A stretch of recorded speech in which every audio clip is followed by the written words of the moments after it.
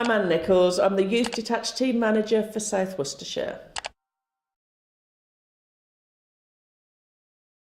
Managing a team of fast response youth workers to cover South Worcestershire upon referral, looking at diversionary activities, prevention, and things like that on the streets. For the instance, if we come across a group of young people who a referral has said is causing alarm and distress to others, that is not normally the case. They're just there because they've got nowhere else to go and things like that. So it's actually a voice for those young people. It's given the reality of the story, not that they're just hanging around and being a nuisance, so to speak. A lot of signposting, introductions to other services. We can support them now with a mentoring scheme, so we can do one-to-one or group work support on the streets in venues and things like that. So it depends on the issues that they come with, but we've usually got all the tools to deal with it, or we know someone that has.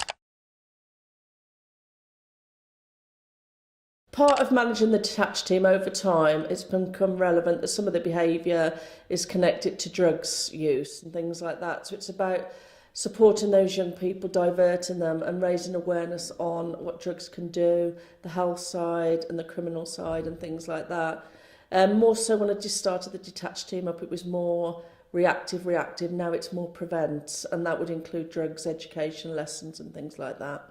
You've got young people that are committing certain crimes, and people straight away will say that they're committing the crimes because they're lager out, they're druggies and things like that. That's not always the case.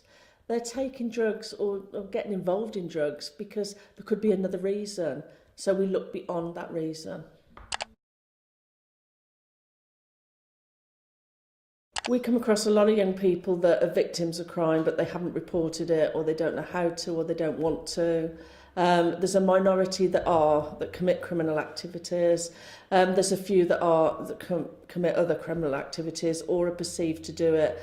For instance, there's a negative way of labelling, or there's a positive way, and a lot of young people are negatively labelled. Legal highs are either herbal or synthetic highs. Synthetic meaning that they're man-made. Someone has made the legal highs. The danger of them, they're not regulated under the Misuse of Drugs Act. There's different mixtures in them, so we don't really know the risks of the substances that young people are taking. I'd talk them through it really. It would be looking at why they're worried, and if they were coming to me and they were saying they were worried, I'd see it as a sign that they want to do something about it. So I'd support them to do that. I'd also support them to support that friend as well with the right advice and information to make those informed choices.